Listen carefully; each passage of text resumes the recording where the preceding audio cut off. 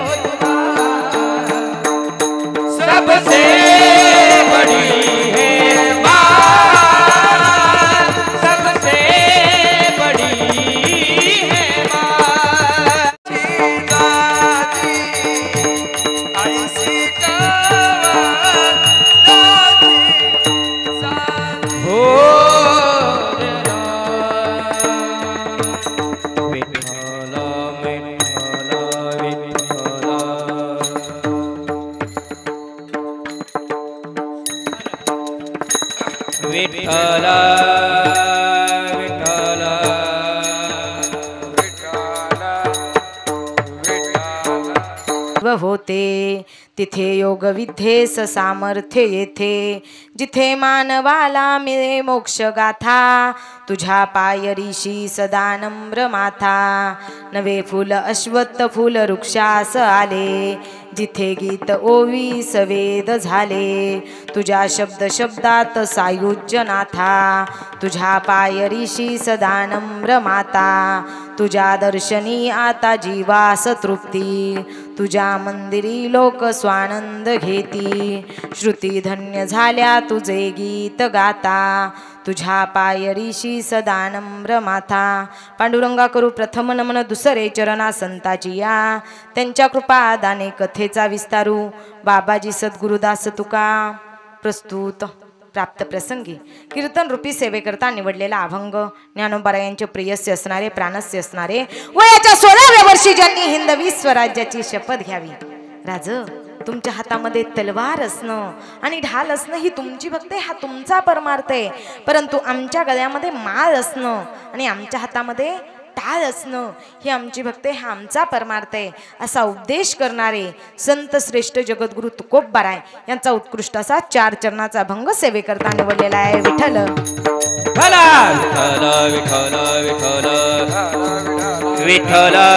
ऐका, सगळ्यांना ज्ञान आहे, पण गेले 1 वर्ष झालं या घाटे परिवाराची आई, या घाटे परिवाराची माय निघून गेली. त्याला 1 वर्ष पूर्ण झालं.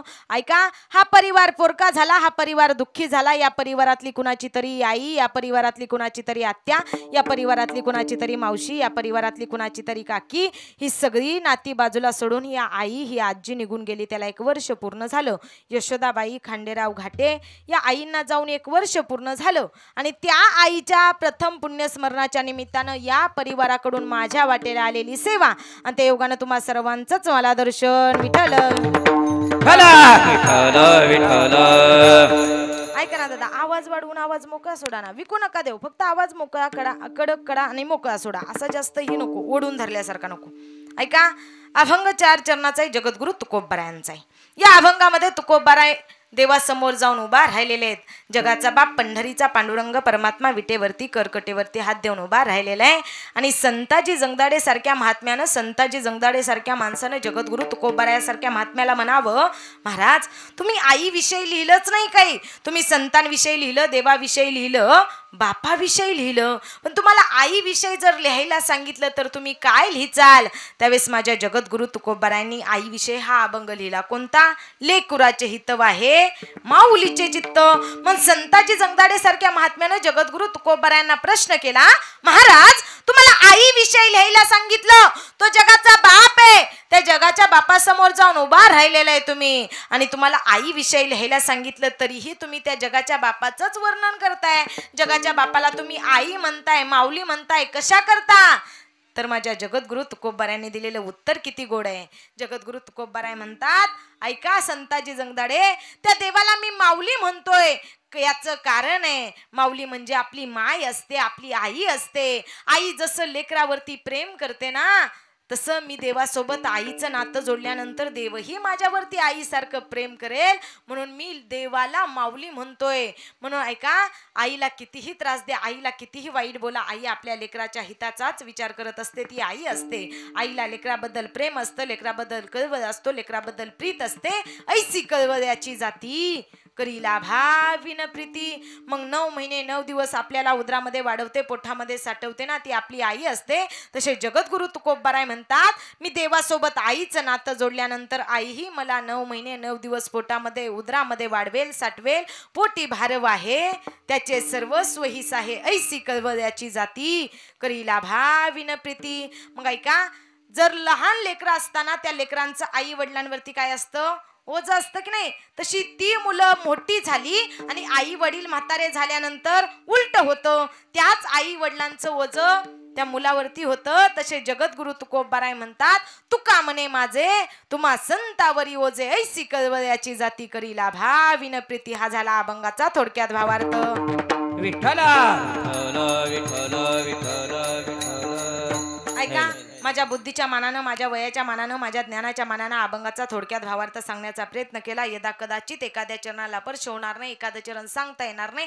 उद्या कुणी म्हणायला नको काय त्या घाटे परिवारानं त्यांच्या आईच्या पुण्यस्मरणानिमित्त कुठल्या नात्यापुत्याच्या आरतीताईचं कीर्तन ठेवलं होतं, निम्म सांगितलं, निघून गेले, असं कुणी म्हणायला नको. म्हणून सगळ्यांना समजेल असा अभंगाचा थोडक्यात भावार्थ सांगण्याचा प्रयत्न केला. आता खरी झाली कीर्तनाला सुरुवात. आता तुम्ही माझ्यासोबत बोलायचं आणि मी तुमच्यासोबत बोलायचं, असंच कीर्तन करायचं ना. हा, बोलत जायचं. बोलणारी माणसं मला फार आवडतात. ऐका, माय बापांनो, जो जन्माला आलाय त्याला एक दिवस जावं लागणार आहे, त्याला मरावं लागणार आहे. त्या काळाच्या पुढं, त्या मरणाच्या पुढं, त्या यमाच्या पुढं कुणाचं काहीच चालत नाही. त्या काळाला, त्या यमाला कुणाची बहीण कळत नाही, कुणाची आई कळत नाही, कुणाची आत्या कळत नाही, कुणाची मामी कळत नाही, कुणाची आजी कळत नाही, कुणाची काकी कळत नाही. ही सगळी नाती बाजूला ठेवावी लागतात आणि कधी एकेकाळी तो काळ येतो आणि त्या काळाच्या तोंडात माय बापांना तुम्हा आम्हाला जावं लागतं. प्रत्येकाच्या नशिबात मरण हे प्रत्येकाच्या नशिबात आहे, पण नशिबाचा अंत कुणाला लावता येत नाही. विचार करा, नशिबाचा अंत कुणाला लावता येतो का? नशीब सुद्धा आपल्यासोबत खेळ खेळू शकतं. कधी कोणता दिवस कोणाचा कसा येईल आणि कधी कोणती वेळ कोणाची कशी येईल हे सांगता येऊ शकत नाही. 10 एकर जमिनीवाला कधी 1 एकरावरती येईल हे सुद्धा आपल्याला सांगता येऊ शकत नाही, आणि 1 एकर जमिनीवाला कधी 10 एकरावरती जाईल हे सुद्धा आपल्याला सांगता येऊ शकत नाही. नशिबाचा खेळ कुणालाच कळत नाही. जे नशिबात आहे तेच घडतं. म्हणून मरण आपल्या प्रत्येकाच्या नशिबात आहे. मरणाच्या पुढं कुणाचं काहीच चालत नाही. प्रत्येकाला जावं लागणार आहे, प्रत्येकाला मरावं लागणार आहे. मग ऐका, गेले 1 वर्ष झालं ही आई या परिवाराला सोडून निघून गेली. मेल्यानंतर प्रत्येकाला दुःख होत असतं, कारण फुले फुलतात आणि सुकतात, ओढे वाहतात आणि अटतात. तशी माणसं जन्माला येतात आणि एक दिवस या जगातून निघून जातात. ऐका, गेलेली माणसं आपल्याला आठवल्यानंतर आपण त्या फोटोजवळ गेलो.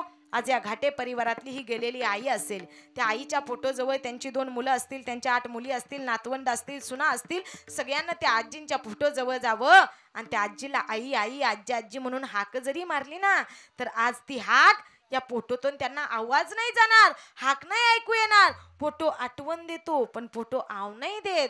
मग एक दिवस जन्माला आलेल्या प्रत्येकाला जावं लागणार आहे, कारण जन्म जया मृत्यू तया. पण ऐका, ज्याला जगामध्ये आई बाप नाहीत ना, त्यानं कुठं जायचं? आळंदीला जायचं. माऊलींना फक्त जगाची आई म्हटलं जातं, फक्त एकट्याची आई नाहीत, तर जगाची आई माझ्या माऊली महावैष्णव ज्ञानोबरायांना म्हटलं जातं. अरे खरंच तुम्हाला जर आई नसेल ना आणि आईला पाहायचं असेल ना माय बापांनो, जा कधीतरी आळंदीला. आळंदीला गेल्यानंतर बघा तिथं कोण आहे? ज्ञानाबाई माझी अनाथांची माई. अरे आपल्या एकट्याची आई नाही माय बापांनो, तिथं अख्ख्या विश्वाची, अख्ख्या जगाची माय आळंदीमध्ये बसलेले.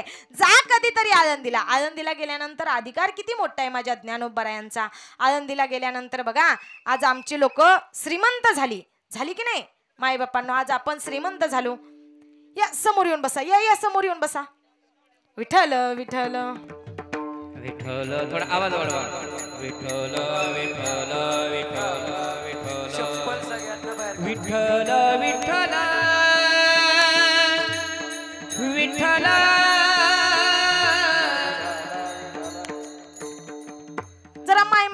समोर येऊन बसा ना, म्हणजे पाठीमागून आलेल्या लोकांना बसायला जागा राहून दे. या समोर, या समोर, या समोर, समोर या. मध्ये मला विक्षेप नको, तुम्हालाही नको. सर्वांनी पुढे येऊन बसायचं. या समोर, या समोर, या सर्वांनी, म्हणजे परत कीर्तनामध्ये डिस्टर्ब नको. तुम्हाला उठा पुढं सरका असं म्हणायला नको, आधीच पुढं सरकून बसा. या समोर या.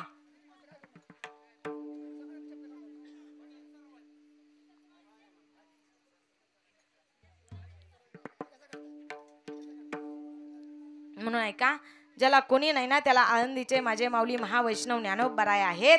आज आमची लोक श्रीमंत झाली. श्रीमंत झाला की नाही माय बापांना तुम्ही?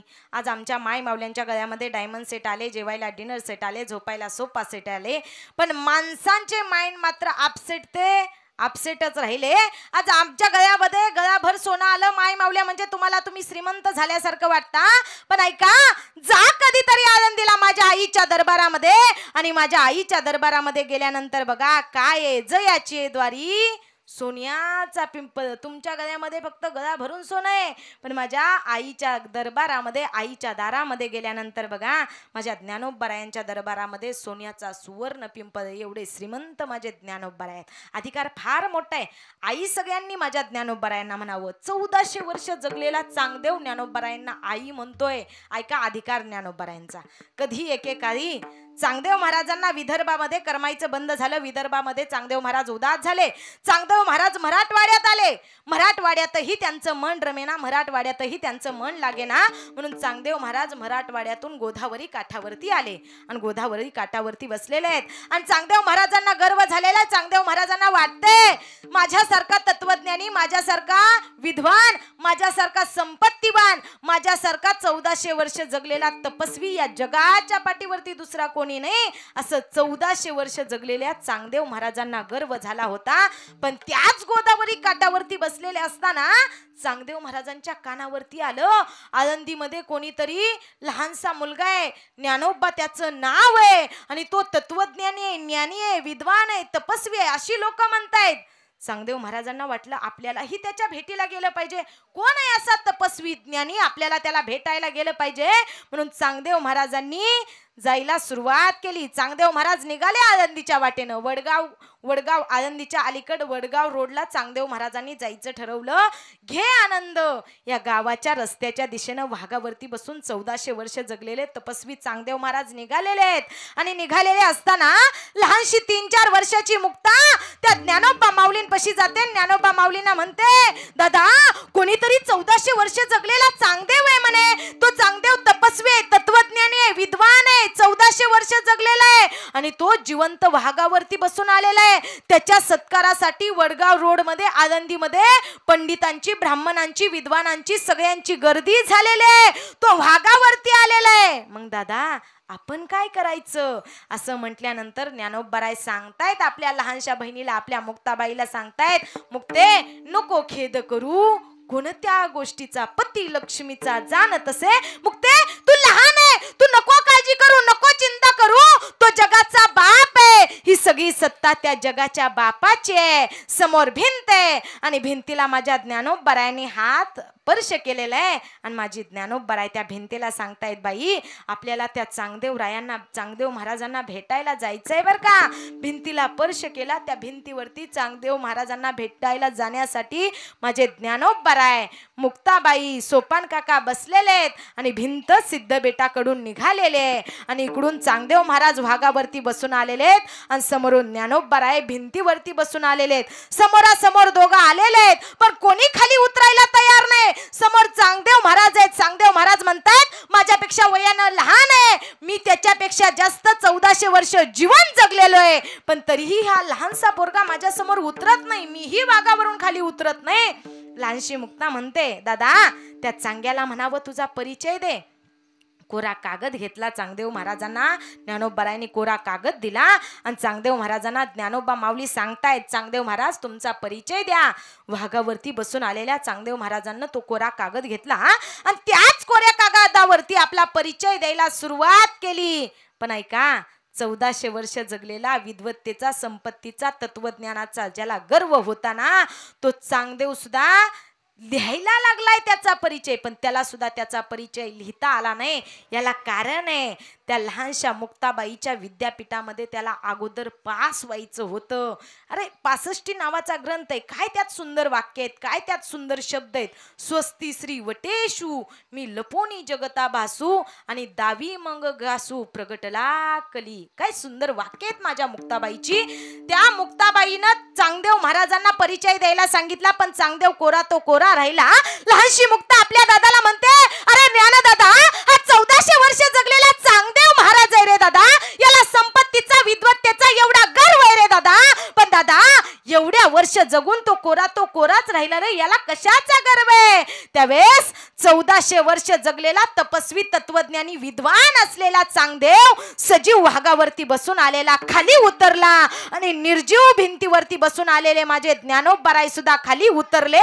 आणि त्याच ज्ञानोबरायांसमोर त्या चांगदेव महाराजांनी जावं आणि ज्ञानोबरायांच्या पायावरती आपलं मस्तक ठेवावं. आणि त्याच ज्ञानोबरायांना ऐका ऐका, इकडे लक्ष द्या. जावा, ज्यांना जायचंय त्यांना जावा, आणि बाकीच्यांनी इकडे लक्ष द्या. ऐका, मध्ये विक्षेप आणू नका, माझं दुर्लक्ष होतंय तुमच्यामुळं. ऐका, त्या चांगदेव महाराजांना सुद्धा कळालं की माझ्यापेक्षा विद्वान आहे, ज्ञानियांचा राजा, योग्यांची माऊली आहे, साधकांचा मायबाप आहे, संप्रदायाचा प्राण सखा आहे, जीवलग आहे. आणि त्याला कळालं, त्याला वाटायचं मी एकटाच PhD धारक आहे, मी एकटाच विद्वान आहे, मी एकटाच तपस्वी आहे, मी एकटाच संपत्तीवान आहे, असं त्याला गर्व होता. पण त्याचा गर्व सुद्धा बाजूला राहिला आणि 1400 वर्ष जगलेला चांगदेव वाघावरून खाली उतरला आणि माझ्या ज्ञानोबरायांचं पाय धरले. ज्ञानोबरायांना माय म्हणतोय, माऊली म्हणतोय. आणि ज्ञानोबरायांनी मुक्तीला सांगितलं, ए मुक्ते, जाग जा, त्या चांग्याच्या हाताला धर आणि चांग्याला आशीर्वाद दे, चांग्याला तुझ्या विद्यापीठामध्ये पास कर. प्रमाण किती गोड आहे, किती प्रमाण गोड आहे. त्या मुक्ताबाईनं चांगदेव महाराजांना 1400 वर्ष जगलेल्या चांगदेव महाराजांना काय केलं?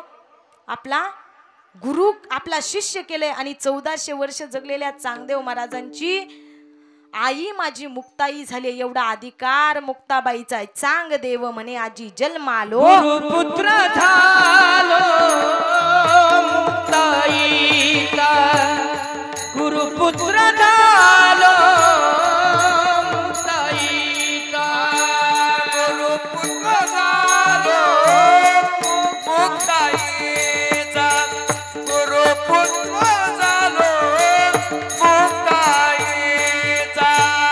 चांगदेव म्हणे आदि जन्मालो,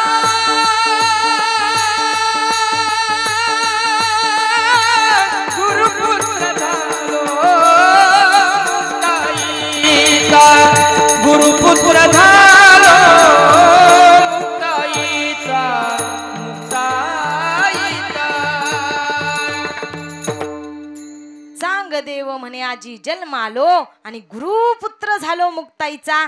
1400 वर्ष जगलेला चांगदेव त्या 5-6 वर्षाच्या मुक्ताबाईच्या चरणावरती आपलं मस्तक ठेवतोय. ज्याला संपत्तीचा विद्वत्तेचा 1400 वर्ष जगलेल्याचा घमंड होता, तो सगळा बाजूला झाला आणि लहानशा मुलीचा चांगदेव महाराज पुत्र झाला. एवढा अधिकार त्या मुक्ताईचा, एवढा अधिकार त्या ज्ञानोबरायांचा. पण ऐका, या जगाच्या पाठीवरती माझ्या माऊलींसारखं प्रेम, माऊलींसारखी माया कोणीच आपल्याला देऊ शकत नाही. ज्याला जगामध्ये कोणी नाही ना, त्याला माझी आळंदीची ज्ञानराज माऊली आहे बरं का. ज्याला जगात कोणी नसेल ना, त्याला जावं माझ्या आईच्या दरबारामध्ये. माझ्या आईच्या दरबारामध्ये गेल्यानंतर, माझ्या आईच्या दरबारामध्ये ज्ञानोबरायांच्या समाधीवरती मस्तक ठेवल्यानंतर तुम्हाला सुख समाधान मिळाल्याशिवाय, आनंद मिळाल्याशिवाय राहणार नाही. कारण तुमच्या आमच्यामध्ये देव आहे बसलेले. तुम्ही असताना कोण आहे? माणूस आहे, पण तुमच्या आमच्यामध्ये सुद्धा देव आहे, पण हे आपल्याला कळत नाही. एके दिवशी झालं असं, वैकुंठामध्ये लक्ष्मी माता आणि विष्णुदेवांच्या गप्पा चालू होत्या. आणि लक्ष्मी माता आपल्या पतीला, आपल्या मालकाला, विष्णुदेवाला सांगते, देवा, या जगाच्या पाठीवरती, या कलियुगामध्ये माझ्यासारखं प्रेम दुसरं कोणीच कोणावरती करत नाही. सर्वसामान्य माणसं असू दे, गरीब असू दे, श्रीमंत असू दे, लहान मुलं असू दे, सगळी माझ्यावरती प्रेम करतात, सगळे मला जवळ करतात. पैशाला सगळे प्रेम करतात की नाही? पैशाला सगळेजण जवळ करतात की नाही? ती लक्ष्मी माता आपल्या पतीला, आपल्या मालकाला, विष्णुदेवाला वैकुंठामध्ये सांगते. विष्णुदेव म्हणाले, कस काय, मला पाहायचंय.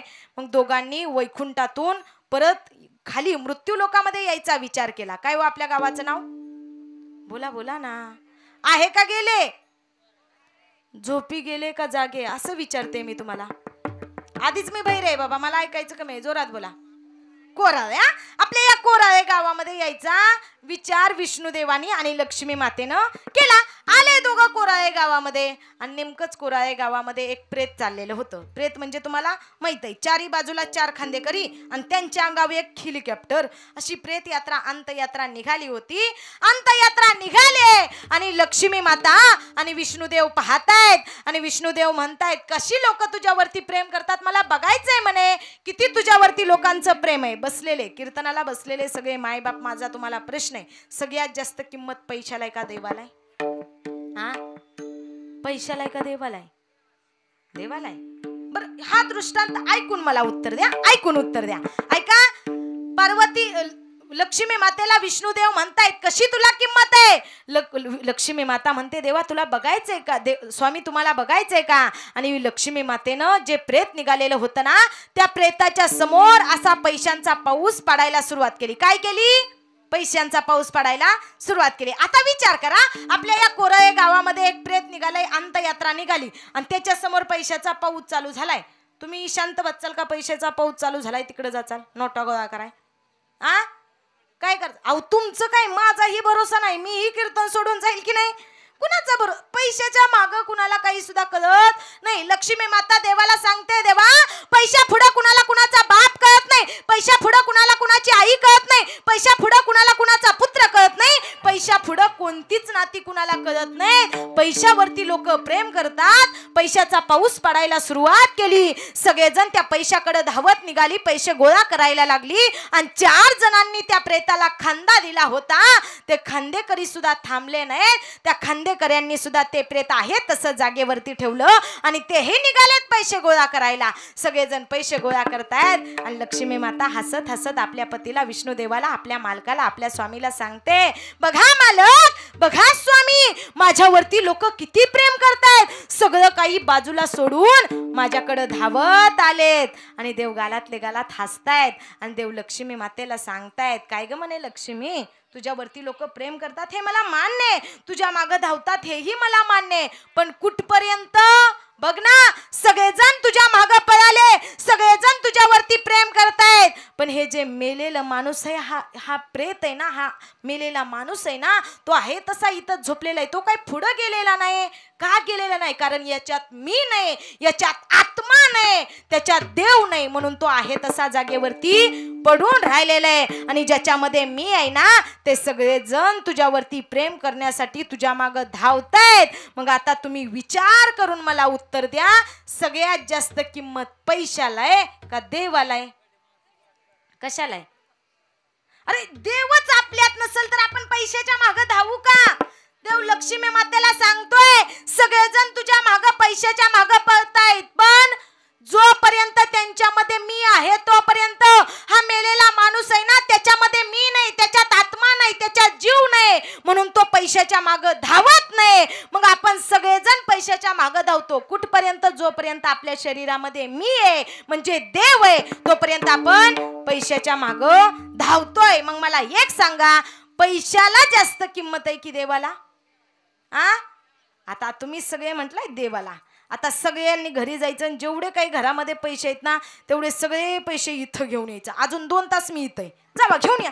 तुम्हीच म्हणताय की पैशाला किंमत नाही, देवाला किंमत आहे. पण ऐका माय बापांनो, देवाला ही किंमत आहे, पण देवाला किंमत आहे आणि देवासारखीच पैशाला सुद्धा किंमत आहे. पण ज्याच्याकडे पैसा आहे त्याला जगात सगळीकडे मान आहे गड्या, जगात सगळीकडे मान आहे. ज्याच्याकडे पैसा आहे त्याची 3 नाव असतात, पैसो तेरे 3 नाम, परशा परशु परसराम. ज्याच्याकडे काहीच पैसा नाही त्याला लोक गावामध्ये काय आवाज देतात? ए परशा या नावानं बोलतात की नाही? ज्याच्याकडे काही पैसा नाही, त्याच परशाकडे थोडाफार पैसा आला तर लोक त्याला आदरानं म्हणतात, ए परशु. काय म्हणतात? ए परशु म्हणतात. त्याच परशुकडे थोडा जास्त पैसा आला, करोडपती झाला, ज्याला ती लोक परशु म्हणायची ना, तीच लोक करोडपती झाल्यानंतर त्याला आदरानं परशु नाही तर परसरामजी म्हणायला सुरुवात करतात. ही ताकद, हा मान कशाचा आहे? त्याच्या नावाचा आहे का? तर ही ताकद, हा मान त्याच्या पैशाचा आहे. धनवंता लागी सर्व मान्यता आहे जगी. ज्याच्याकडं पैसा आहे ना त्याला सगळ्यात जास्त मान आहे. मग माणसानं निश्चित पैसा कमवावा, पण चांगल्या मार्गाने पैसा कमवा. जोडून या धन उत्तम व्यवहार आहे. चांगल्या मार्गाने पैसा कमवायचा. मग पैशापेक्षाही माणसाला कळालं पाहिजे देवाला जास्त किंमत आहे. मग आपल्या सगळ्यांच्या शरीरामध्ये देव आहे, तोपर्यंत आपल्याला चालता बोलता येतं. एक दिवस या देहातून देव मी निघून गेला ना, काही सुद्धा आपल्या सोबत येत नाही. म्हणून ऐका, आपल्याला कळालं पाहिजे ती लहानशी मुक्ता, त्या मुक्ताबाईनं 1400 वर्ष जगलेल्या चांगदेव महाराजांना सुद्धा आपलं पुत्र करावं. मग तुम्ही एका लेकराची माय होता यात नवल नाही, पण मुलांना चांगले संस्कार द्या, मुलांना चांगलं ज्ञान द्या. ऐका, कीर्तनाला आलेले आईसारखं या जगाच्या पाठीवरती दुसरं कुणीच आपल्यावरती प्रेम करत नाही. ऐका, असं म्हणतात या जगामध्ये आपल्याला रिकाम्या पोटाला आई आठवते आणि रिकाम्या खिशाला बाप आठवतो. ऐका, आपल्याला सगळ्यात जास्त भूक लागल्यानंतर पहिल्यांदा आपली आई आठवते आणि आपल्या खिशामध्ये एकही रुपया नसल्यानंतर आपल्याला आपला बाप आठवतो. मग या जगाच्या पाठीवरती आपल्या बापा इतकं मोठं कुणाला समजायचं नाही आणि आपल्या आई इतकं महत्वाचं कुणाला समजायचं नाही.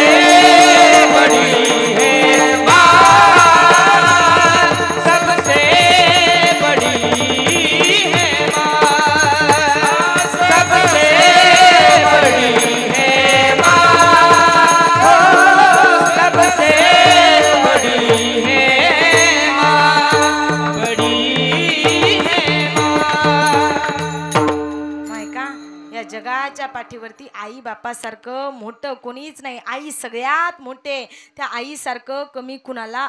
आई आपली सगळ्यात सुंदर आहे. ऐका, आपली मुलं मोठी झाल्यानंतर गावामध्ये गेल्यानंतर अशीच लोक आपल्या मुलांना विचारतात, काय रे दादा तुझे आई बाबा काय करतात? मुलगा आनंदाने सांगतो, माझे बाबा डॉक्टर आहे, माझे बाबा इंजिनियर आहे, माझे बाबा वकील आहेत, माझे बाबा प्रोफेसर आहेत. काय सांगतो, माझे बाबा सगळं करतात. आणि आई काहीच नाही, आई घरीच बसून असते.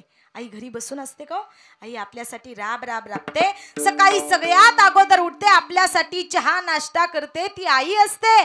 आपल्या सगळ्यांच्या जेवणाची सोय करते, ती आई असते. दिवसभर आपल्यासाठी राबते. तरी पण आपण म्हणतो आई काहीच नाही करत, आई घरीच बसून असते. आई घरी बसून असते का? आई सारखं आपल्यासाठी कोणीच राबत नाही, ती आई असते. विचारलं ना तुम्हाला या जगात सगळ्यात सुंदर स्त्री कोण आहे, तर अभिमानानं सांगायचं,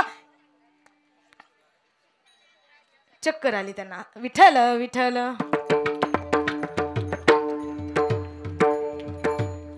विठ्ठल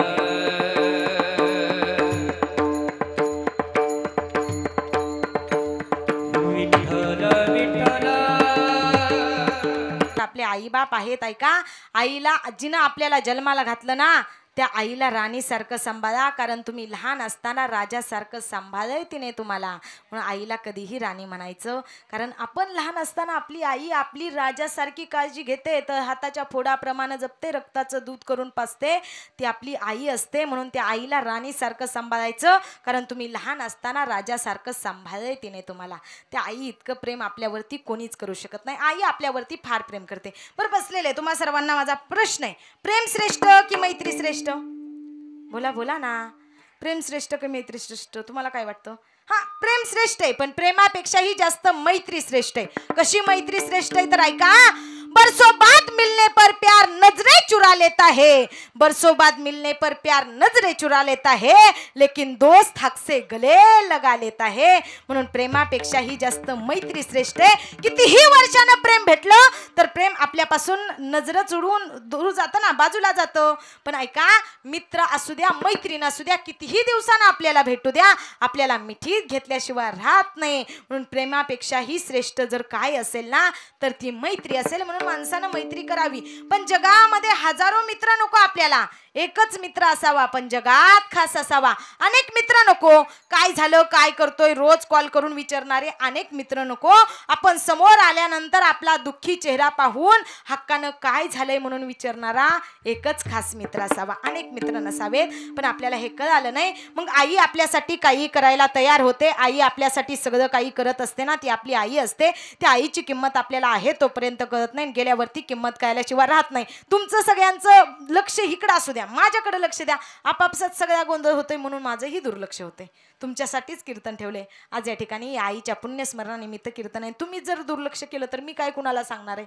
सर्वांनी माझ्याकडे लक्ष द्यायचं. ऐका, म्हणून या जगामध्ये सगळ्यात सुंदर सगळ्यात श्रीमंत जर कोण असेल ना, ज्याच्याकडे आईबाप आहेत त्याच्यासारखा श्रीमंत या जगाच्या पाठीवरती दुसरा कोणीच नाही. ऐका, आईबाप निघून गेल्यानंतर आपली रक्षा आपलं काळजी करणारं जर कोण असेल ना तर तो आपला भाऊ असतो. कधी एकेकाळी विचार करा त्या ज्ञानोबा माऊलींचा, कधी एकेकाळी माऊली महावैष्णव ज्ञानोबारायांचं चरित्र वाचताना आम्हाला सुद्धा वाईट वाटतं. या जगाच्या पाठीवरती सगळ्यात श्रेष्ठ बहीण भावाचं नातं कुणामुळे झालं असेल ना ते माझे ज्ञानोबाराय आणि माझी मुक्ताबाई. या दोघांमुळे बहीण भावाचं नातं श्रेष्ठ झालंय. किती श्रेष्ठ झालंय. कधी एकेकाळी त्या लहानशा मुक्ताईला भूक लागावी आणि त्या लहानशा मुक्ताईनं म्हणावं, दादा, अरे ज्ञान दादा, गेले 2-3 दिवस झालं रे, पोटाला अन्नाचा कण नाही रे दादा, भूक लागली रे दादा. आपल्या बहिणीनं मुक्तेनं म्हणावं. म्हणून माझ्या ज्ञानोबारायांनी झोळी घेऊन आळंदीमध्ये भिक्षा मागण्यासाठी, मधुगिरी मागण्यासाठी जावं. प्रत्येकाच्या दारावरती जातायत ज्ञानोबा माऊली आणि दार वाजवतायत आणि ज्ञानोबा माऊली म्हणतायत, आई, काकी, मावशी, दादा, काहीतरी द्यावो, माझी लहानशी बहीण माझी मुक्ता भुकेलेले. मधुगिरी मागून आणतायत आणि इंद्रायणीच्या काठावरून चालत निघालेत ज्ञानोबा माऊली. आणि यशोबा बघतोय आणि यशोबाने बघितलं. यशोबा म्हणतोय, ए पांढऱ्या पायाच्या, ए संन्यासाच्या कार्ट्या, आला का रे आळंदी पाठवायला.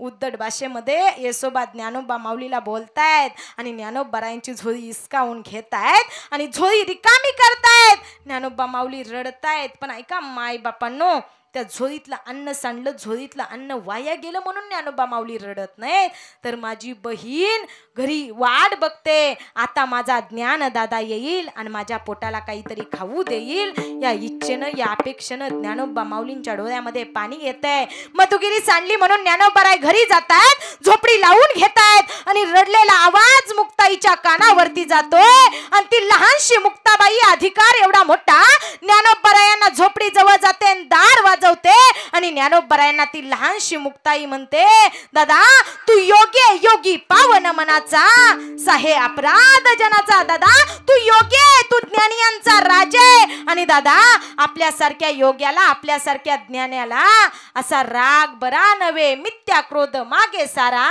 ताठी उघडा ज्ञानेश्वरा. या लहानशा मुक्ताबाईनं ज्ञानोबारायांना ताटी उघडायला सांगितली. म्हणून ज्ञानोबारायांनी ज्ञानेश्वरी सारखा महान पवित्र ग्रंथ तुमच्या आमच्या स्वाधीन केला. ही ताकद बहीण भावाच्या प्रेमाचे. बहिणीचा अधिकार एवढा मोठा आहे की तिनं ताटी उघडायला सांगितली म्हणून ज्ञानोबारायांनी ताटी उघडली आणि ज्ञानेश्वरी सारखा महान ग्रंथ दिला. एवढा अधिकार त्या ज्ञानोबारायांचा, एवढा अधिकार. मग मला सांगा, रामकृष्ण हरी तिन्ही देव वेगळे आहेत का? बोला बोला ना. सांगताय का घरी जाऊ? आजार आहे का तुम्ही सगळे? मुके आहे का? बहिरे आहे का? मग माझं बोलणं तुम्हाला समजतंय ना? मग बोला ना जरा. तुम्ही सुखी आहे का दुःखी? सुखी आहे? अजिबात सुखी नाही. आपण दुःखी कोणत्या कारणामुळे आहे माहितीये का तुम्हाला? आपल्यापेक्षा श्रीमंत लोकांकडे बघितल्यानंतरच आपण दुःखी होतो. विचार करा, एखादा ग्रामपंचायत सदस्य असेल, त्याला काय वाटतं? आपण आता या वर्षी ग्रामपंचायत सदस्य झालोय, पुढच्या वर्षी सरपंच झालो पाहिजे.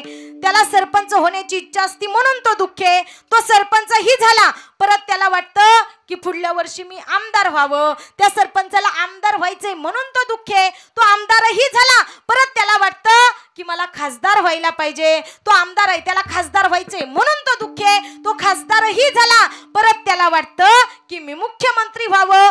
तो खासदार आहे पण त्याला मुख्यमंत्री व्हायचंय म्हणून तो दुःख आहे. तो मुख्यमंत्रीही झाला, परत त्याला वाटतं मी कॅबिनेट व्हावं. आता तो मुख्यमंत्री आहे तरी त्याला कॅबिनेट व्हायचंय म्हणून तो दुःखी आहे. पण ऐका, आपण सुखी कधी असू, आपल्यापेक्षा कमी ज्याच्याकडे आहे त्याच्याकडे बघितल्यानंतर आपण सुखी झाल्याशिवाय राहणार नाही. ऐका, फार मोठा बंगलावाला आहे, त्या बंगलावाल्याने जर झोपडीवाल्याकडे बघितलं तर त्याला कळेल आपण जगात किती श्रीमंत आहे आणि किती सुखी आहे. अरे आपल्याकडे बंगला आहे पण हा रस्त्यावरती राहणारा भिकारी, त्याला कशाचाच आधार नाही, त्याला साधी झोपडी सुद्धा नाही. त्याच्याकडे बघितल्यानंतर आपण सुखी आहे. आणि ऐका, आपल्याकडे पाय आहेत पण एखाद्या अपंग असणाऱ्या माणसाकडे बघितल्यानंतर आपल्याला समजेल आपण जगाच्या पाठीवरती किती सुखी आहे. याला तर पाय नाहीत, आम्हाला तर पाय आहेत. आपल्याला दृष्टी आहे पण एखाद्या आंधळ्या व्यक्तीकडे बघितल्यानंतर कळेल आपण किती सुखी आहे. अरे त्याला दृष्टी नाही पण आपल्याला दृष्टी आहे, आपण सुखी आहे.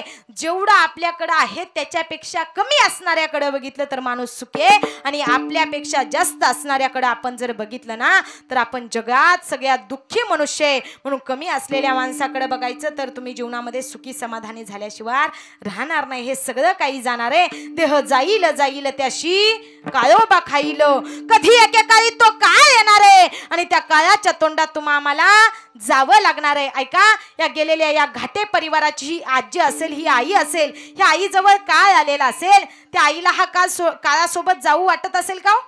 जाऊ वाटत नाही. पण काळ कुणाचा ऐकत नाही. काळासोबत प्रत्येकाला जावं लागणार आहे, प्रत्येकाला मरावं लागणार आहे. या आईजवळ, या आजीजवळ काळ आलेला असेल आणि त्या आजीनं त्या काळाला विनंती केली असेल, काळा दादा अजून 2 वर्ष मला मृत्यू लोकामध्ये राहायची इच्छा आहे रे काळा.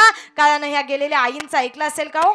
काळ कुणाचं ऐकत नाही. कधी एकेकाळी तो काळ येतो आणि त्या काळाच्या तोंडात आम्हाला जावं लागतं. देह जाईल जाईल त्यासी काळोबा खाईल.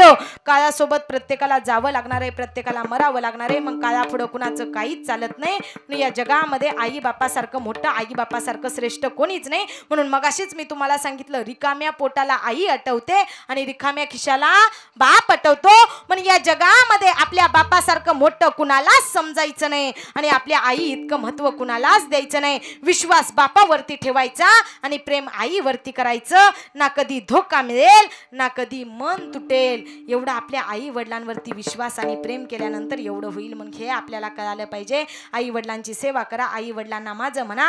ज्ञानोबराय आपल्या जगाचं आई होण्याचं काम करतायत. ज्ञानोबराय 3 देव आहेत, राम कृष्ण हरी. किती देव? बोला बोला ना. 3 देव आहेत का नाही? राम कृष्ण हरी. 3 देव वेगळे आहेत का? 3 देव एकच आहेत. ऐका, त्रेतायुगामध्ये प्रभू श्रीरामचंद्राचा अवतार, त्याच प्रभू श्रीरामचंद्राचा द्वापार युगामध्ये श्रीकृष्ण भगवान परमात्म्याचा अवतार आणि त्या श्रीकृष्ण भगवान परमात्म्याने द्वापार युगामध्ये हनुमंतरायाला, अर्जुनाला भगवद्गीता सांगतायत. आणि हे 2 जण भगवद्गीता ऐकतायत, श्रवण करतायत. आणि भगवद्गीता ऐकण्यामध्ये हनुमंतराय आणि अर्जुन मग्न झालेले आहेत. आणि अंजनी मातेला आपल्या पुत्राची, हनुमंतरायाची आठवण झाले.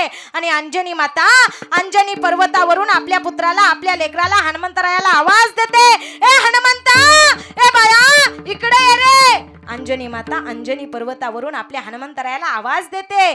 पण 1 हाक झाली, 2 हाक झाले, 3 हाक झाले तरी हनुमंतरायापर्यंत आवाज पोहोचला नाही. अंजनी मातेला राग आला. रागाच्या भरामध्ये अंजनी मातेने पुन्हा हनुमंतरायाला आवाज दिला, ए हनुमंता असं म्हटल्यानंतर हनुमंतरायाच्या कानावरती आवाज गेला. हनुमंतराय म्हणतायत आई रागवले, आईला मातेला राग आलाय. मग हनुमंतराय तिथून आले आणि हनुमंतराय आपल्या आईला विचारतायत, काय माते कशा करता एवढा राग राग करते, काय झालं? अंजनी माता सांगते, हनुमंता बाळा मी तुला 4-5 हाक मारले, आवाज दिला तरीही तुम्हाला आऊ दिली नाही, माझ्याजवळ आला नाही. कशामध्ये एवढा मग्न झाला होता, काय करत होता? हनुमंतरायांना सांगितलं, आई मी भगवद्गीता श्रवण करत होतो, त्याचं ज्ञान ऐकत होतो. अरे असं कसं ज्ञान आहे रे ते? त्या ज्ञानाच्या पुढं तुला माझा आवाजही ऐकू आला नाही. ते ज्ञान जरा मलाही कळू दे. मग हनुमंतरायांना आपल्या मातेला ज्ञान सांगायला सुरुवात केली. पण ते ज्ञान हनुमंतरायाला अंजनी मातेला सांगता आलं नाही, ज्ञान अंजनी मातेला सांगता आलं नाही. म्हणून अंजनी माता हनुमंतरायाला विचारते, तू ज्ञान श्रवण करत होता, भगवद्गीतेचं ज्ञान ऐकत होता, श्रवण करत होता, तरीही तुला ज्ञान सांगता येत नाही, मग तुझ्यासोबत दुसरा अजून कोण होतं? त्यावेळेस हनुमंतरायानं सांगितलं, आई माझ्यासोबत अर्जुनजी होते, जा अर्जुनाला घेऊन ये. अंजनी मातेनं असं सांगितल्याबरोबर हनुमंतराय गेले अंजनी पर्वतावरून, तिथं गेले जिथं भगवद्गीतेचं ज्ञान चाललेलं होतं. तिथून अर्जुनाला सांगितलं, अर्जुनजी मातेची आज्ञा, जे तुम्ही भगवद्गीतेचं ज्ञान श्रवण करताय ते ज्ञान माझ्या मातेला ऐकायचंय. अर्जुनजी चला आत्ताच्या आत्ता मातेची आज्ञा. अर्जुन सांगतोय, हनुमंता श्री जगाचा बाप श्रीकृष्ण भगवान परमात्मा आपल्याला भगवद्गीतेचं ज्ञान सांगतायत, ते ज्ञान सोडून आपण लगेच जाता येणार नाही. नाही रे नाही, मला येता येणार नाही. हनुमंतरायानं अर्जुनाला उचलून घेतलं आणि आपल्या मातेसमोर अंजनी पर्वताजवळ आणून उभा केलं. आणि अंजनी माता म्हणते, अर्जुना कोणतं ज्ञान आहे, कसली भगवद्गीता आहे, काय तुम्ही श्रवण करत होता ते जरा मलाही कळू दे. अर्जुनाने ज्ञान सांगायला सुरुवात केलं, पण अर्जुनालाही ते ज्ञान सांगता आलं नाही. आणि अर्जुन सांगतोय, माते हे ज्ञान मी श्रवण केलंय, मी ऐकलंय, पण हे ज्ञान माझ्या मुखातून मला सांगता येत नाही. मग अंजनी मातेनं प्रश्न केलाय हनुमंतरायाला आणि अर्जुनाला, का रे बाबा तुम्ही दोघंही ज्ञान श्रवण करत होता, ज्ञान ऐकत होता, पण ते ज्ञान मला नेमकं सांग, तुम्हाला सांगत कोण होतं? त्यावेळेस त्यांनी सांगितलं, तो जगाचा बाप श्रीकृष्ण भगवान परमात्मा आम्हाला ज्ञान सांगतोय ना आम्ही श्रवण करतोय. त्यावेळेस अंजनी मातेनं श्रीकृष्ण भगवान परमात्म्याचं नामस्मरण केलं आणि त्या जगाच्या बापाला बोलवून घेतलं. श्रीकृष्ण भगवान परमात्मा आलेले आहेत आणि अंजनी माता म्हणते, देवा तुम्ही जगाचं मालक आहे, विश्वाचं बाप आहे देवा. जसं अर्जुनाला आणि हनुमंतरायाला तुम्ही भगवद्गीतेचं ज्ञान सांगितलं ना देवा, तसं ते ज्ञान मलाही श्रवण करायचंय, तसं ते ज्ञान मलाही ऐकायचंय. असं म्हटल्यानंतर अंजनी मातेला श्रीकृष्ण भगवान परमात्मा सांगतायत, माते ज्ञान श्रवण करायचंय, ज्ञान ऐकायचं हे मला मान्य आहे, पण या द्वापार युगामध्ये हे ज्ञान माझ्या मुखातून एकदाच निघणार आहे आणि एकदाच सांगता येणार नाही. हे तुला आता मला सांगता येणार नाही. मग मला ज्ञान श्रवण करायचंय, मला भगवद्गीता ऐकायची, मग मी कुणाच्या मुखातून ऐकू? त्यावेळेस जगाच्या मालकानं श्रीकृष्ण भगवान परमात्म्याने सांगितलं, कलियुगामध्ये आळंदीमध्ये ज्ञानोबा नावाचा एक पुत्र जन्माला येईल आणि त्याच्या मुखातून कलियुगामध्ये तुम्हाला ज्ञान श्रवण करायला मिळेल. लोपले ज्ञान जगी हित ज्ञानासी कोणी, अवतार पांडुरंग नाव ठेविले ज्ञानी. ज्ञानेश्वर आरती ज्ञान राजा त्या ज्ञानोबरायांच्या मुखातून तुम्हाला ज्ञान श्रवण करायला मिळेल, ज्ञान ऐकायला मिळेल. मग ऐका, ज्ञानेश्वरी सारखा महान ग्रंथ जरी ज्ञानोबरायांनी सांगितला असला ना, तरी पण तो फक्त ग्रंथ नाही, तर ती आपली आई आहे, ती आपली माय आहे. म्हणून जगद्गुरु तुकोबरायांना सुद्धा कळालं, जगद्गुरु तुकोबराय सुद्धा जगाच्या बापासमोर जाऊन उभा राहिलेले आहेत आणि त्या जगाच्या बापाला म्हणताय, देवा मला तुझ्या सोबत नातं जोडायचंय. मग विचार करा, तो असताना जगाचा बाप आहे, तुकोबरायांनी देवासोबत बापाचं, काकाचं, मामाचं, कुणाचं नातं जोडलं असेल? तुकोबरायांनी देवासोबत कुणाचंच नाही. असताना जगाचा बाप आहे, पण त्याच जगाच्या बापासोबत तुकोबरायांनी आईचं नातं जोडलंय. जगद्गुरु तुकोबराय त्या जगाच्या बापाला काय म्हणतायत अभंगाच्या पहिल्या चरणात, लेकुराचे हित, लेकुराचे हित, लेकुराचे हित, लेकुराचे हित, लेकुराचे हित,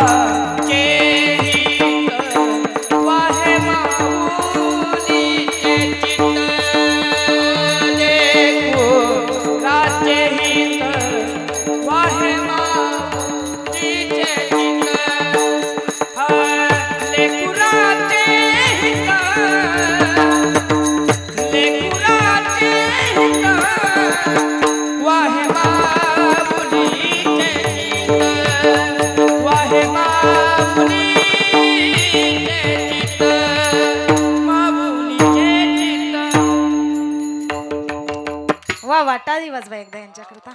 लेकुराचे हितवा हे माऊलीचे चित्त. आई आपल्या लेकराच्या हिताचा विचार करते, ती आई असते. आईसारखं प्रेम या जगाच्या पाठीवरती दुसरं कोणीच करू शकत नाही. अख्ख्या जगाचं प्रेम एकटी आई आपल्या एकट्या लेकराला देऊ शकते, पण या जगात मात्र आईसारखं प्रेम आपल्याला कोणीच देऊ शकत नाही. ती आई असते. आईसारखं प्रेम कोणीच करत नाही. म्हणून आई ती आई असते. आई म्हणजे काय असते? आई ती आई असते. आई कधी मावशी नसते, आई कधी आत्या नसते, आई कधी काकी नसते. आपली आई म्हणजे आईच असते. आईसारखं निस्वार्थी प्रेम कोणीच करू शकत नाही. आई म्हणजे माय असते, आई म्हणजे माऊली असते, आई म्हणजे सावली असते, आई म्हणजे आपला आधार असतो, आई म्हणजे आपली आपुलकी असते. आई आपल्या लेकरासाठी काही करते ना, ती आपली आई असते. आई ती आईच असते. आईसाठी आपण कितीही काही केलं ना माय बापांनो तरी कमीच आहे, पण आपण आईसाठी काहीच करत नाही. आई लेकरांवरती किती प्रेम करते. कधी एकेकाळी विचार करा, 9 महिने 9 दिवस आई आपल्या लेकराला उदरामध्ये वाढवते, साठवते. ती कोण असते? आई असते. आईनं लहानाचं मोठं करावं, पण ऐका, ज्या वेळेस आपलं लेकरू पोटामध्ये असतं, त्या आईला डिलेव्हरीसाठी नेलेलं असतं, त्यावेळेस डॉक्टर सांगतात की दादा तुमच्या पत्नीची अवस्था फार बिकट आहे. एकतर तुमचं मूल वाचेल, नाहीतर तुमची पत्नी वाचेल. सगळ्यांना विचारतायत, सगळेजण सांगतायत, सासू सासरे नवरा सगळे नातेवाईक सांगतायत, ऐका माझी पत्नी वाचली पाहिजे. मुलं काय नंतर जन्माला घालता येतील, पण जिच्या पोटात लेकरू आहे ना माय बापांनो, त्या आईला त्या मातेला विचारलं, ताई डॉक्टर साहेब म्हणतायत ताई तुमची परिस्थिती तुमची अवस्था खूप बिकट आहे. एकतर तुम्ही वाचाल, नाहीतर तुमचं बाळ वाचेल. कुणाला वाचवायचं ताई?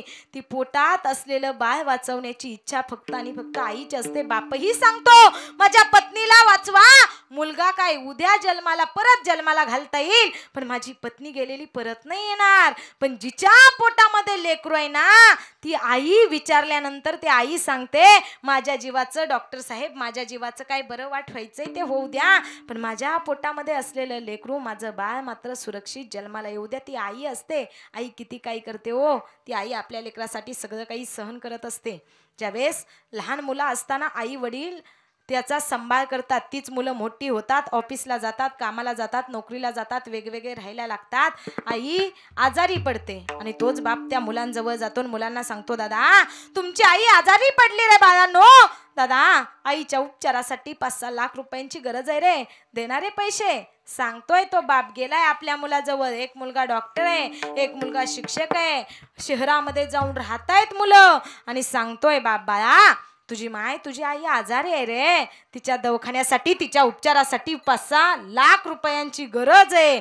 पण 5-6 लाख रुपयांची गरज आहे असं म्हटल्यानंतर तो मुलगा म्हणतोय बाबा मी आता पुण्यामध्ये प्लॉट घेतलेला आहे, त्याचा हप्ता आहे, गाडी घेतलेली आहे, गाडीचा हप्ता आहे, माझी मुलं शाळेमध्ये जात आहेत, त्यांच्या शिक्षणाचा खर्च आहे. हो बाबा पैसे काही झाडाला लागतात का हो? पैसे काही झाडाचे तोडून आणायचे असतात का हो? थोरला मुलगा असा म्हणाला आणि बाबाला घरातून बाहेर हाकलून दिलं. दुसऱ्या 2 नंबरच्या मुलाजवळ जावं, 2 नंबरच्या मुलाजवळ त्या बापानं सांगावं दादा ज्या आईनं तुला जन्माला घातलं ती आई आजारी पडले, त्या आईच्या उपचारासाठी 5-6 लाख रुपयांची गरज आहे रे दादा, देणार आहे दादा? आईच्या उपचारासाठी 2-3 लाख रुपये देणार आहे तो बाप सांगतोय. पण त्या बापाला त्या मुलानं उत्तर दिलं बाबा आम्ही काय आता मोठे झालोय, आमची मुलं बाळ आहेत, आमच्या बायकांचा खर्च आहे, आम्हाला सगळं काही सहन करावं लागतंय. माझ्या गाडीचे हप्ते आहेत, माझ्या मुलांना शिक्षणासाठी पैसे लागतायत, माझ्या ताईडीचं ऍडमिशन भरायचंय त्याच्यासाठी 2-3 लाख रुपये लागणार आहेत, माझा मुलगा आता शाळेला जायला लागला त्याच्यासाठी खर्च आहे, मी तुम्हाला पैसे देऊ शकत नाही. हो बाबा बापानं विचार केला, ज्या मुलासाठी आईनं हाडाची काढ केली, रक्ताचं दूध करून पाजलं, आज तीच माय तीच आई या लेकरांसाठी एवढं करत होती, पण त्याच आईच्या उपचारासाठी या लेकरांना द्यायला पैसे जवळ नाहीत असं त्या बापाला कळालं. बाप गावाकडे गेला आणि गावाकडे 2-3 एकराचा प्लॉट होता. त्यानं विचार केला 2-3 एकर आपली जमीन आहे, ती जमीन विकायची आणि येणारे पैसे आपल्या पत्नीच्या उपचारासाठी घालवायचे असा विचार केलाय. बापानं त्या जमिनीची कागदपत्र घेतली, पण ती जमीन अगोदर बापानं आपल्या मुलांच्या नावावरती केली होती. 2 एकर जमीन दोन्ही मुलांच्या नावावर केली होती. एक एजंट होता, त्या एजंटने सांगितलं दादा तुमच्या या जमिनीचे किती लाख रुपये द्यावेत अशी तुमची इच्छा आहे? त्यावेळेस त्या बापानं सांगितलं की 40 लाख रुपये तरी द्यावे. काय हो बाबा हे माळ रानाचं शेत आहे तुमचं, याच्यामध्ये पाणी नाही, याच्यामध्ये काही पिकवता येणार नाही आणि तुम्ही खुशाल 40 लाख रुपये म्हणताय, फार तर फार मी तुम्हाला 10 लाख रुपये देईल. त्या बापानं विचार केला 6-7 लाख रुपये जातील उपचारासाठी, राहिलेले 2-3 लाख मुलांना देऊन टाकू, 10 लाख तर 10 लाख, पण आपली पत्नी निघून गेल्यानंतर कुणाकडे पाहायचं, म्हणून 10 लाखाला जमिनीची कागद तयार केली. दोन्ही मुलाकडे तो बाप कागद घेऊन गेलाय. मुलं शिकलेले आहेत, हुशार आहेत, आणि बाप मुलांना सही मागतोय.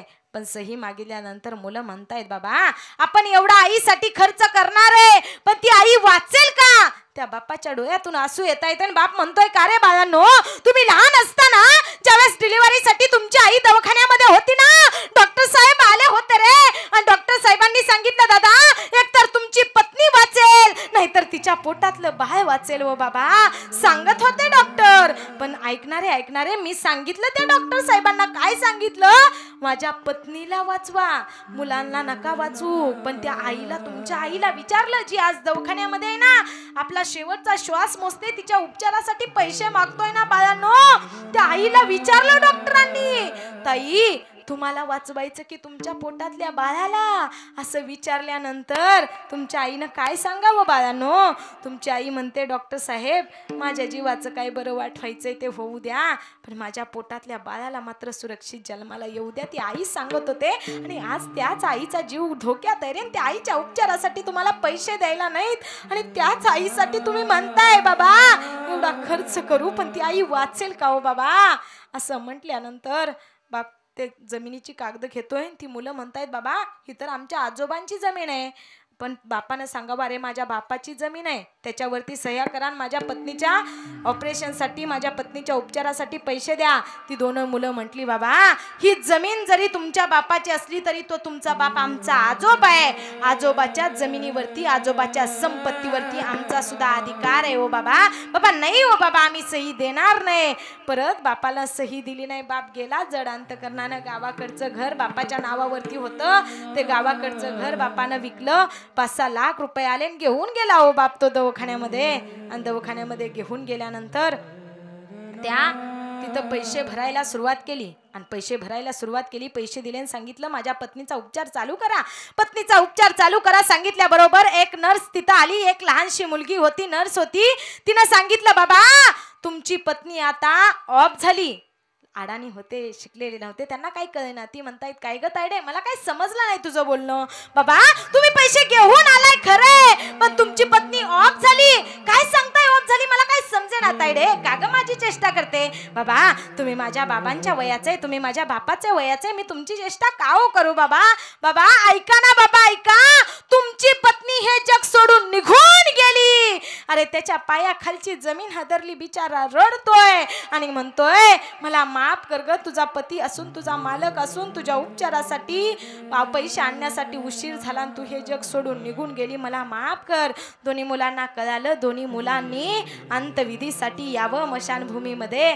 आणि अंत्यविधीसाठी मशानभूमीमध्ये आल्यानंतर ती लेकरं आईचं प्रेत पाहतायत आणि ढसा ढसा रडतायत. अरे आईच्या प्रेताला अग्नी दिला, आणि अग्नी दिल्याबरोबर त्याच ठिकाणी त्या बापाचा सुद्धा प्राण गेला. मनामधून खचला होता की ज्या पत्नीनं आपल्या सोबत संसार केला तीही आपल्याला सोडून निघून गेली, म्हणून तोही मरण पावला. त्याच्याही हृदयाला धक्का बसला. आणि तिथंच दोन्ही आई बापाची प्रेत जळतायत आणि ही मुलं हंबरडा फोडून ढसा ढसा रडतायत. कधी? आई बाप निघून गेल्यानंतर आई बापाची किंमत कळते रे बाबा. आहे तोपर्यंत त्यांची सेवा करा, गेल्यानंतर काही नाही हो. सगळं काही घेता येईल, सगळं काही मिळेल, सगळं मिळेल, सगळं घेता येईल, पण एकदा गेलेले मायबाप गेले की पुन्हा मिळणार नाही. तुला मिळेल बंगला, गाडी, शेतीवाडी, मोटार माडी, आई बाप मिळणार नाही, ही जाण राहू दे थोडी, ही जाण राहू दे थोडी, ही जाण राहू दे थोडी. म्हातारपणी त्या आई बापाला, म्हातारपणी त्या आई बापाला लावशील भीक मागाया. काया जिजवून तुझ्या शिराव करली सुखाची छाया रे. मिळणार नाही आई बापाची माया, मिळणार नाही आई बापाची माया, मिळणार नाही आई बापाची माया. चालू चालू एक ऐका, या जगामध्ये आई बापासारखी माया मिळणार नाही. चालू राहू द्या, टाळ पकवात चालू राहू द्या. हा बसलेले टाळी वाजवा. अरे या जगाच्या पाठीवरती सगळं काही मिळेल, पण एकदा गेलेले मायबाप गेले ना, मायबापांना तुम्हाला मिळणार नाही. किती आई बापांना आपल्या मुलांवरती प्रेम करावं. टाळ एक वाजवा एक. ऐका, श्रीमंत कुटुंबामध्ये एक मुलगा जन्माला आला. वय झाल्यानंतर पुंडलिक त्याचं नाव आहे. श्रीमंत कुटुंबामध्ये जन्माला आलेला आहे. लहानाचा मोठा केलेला आहे. तर हाताच्या फोडाप्रमाणे जपलेला आहे त्या पुंडलिकाला. पुंडलिकाला संस्कार नाहीत. पुंडलिक बिघडलाय.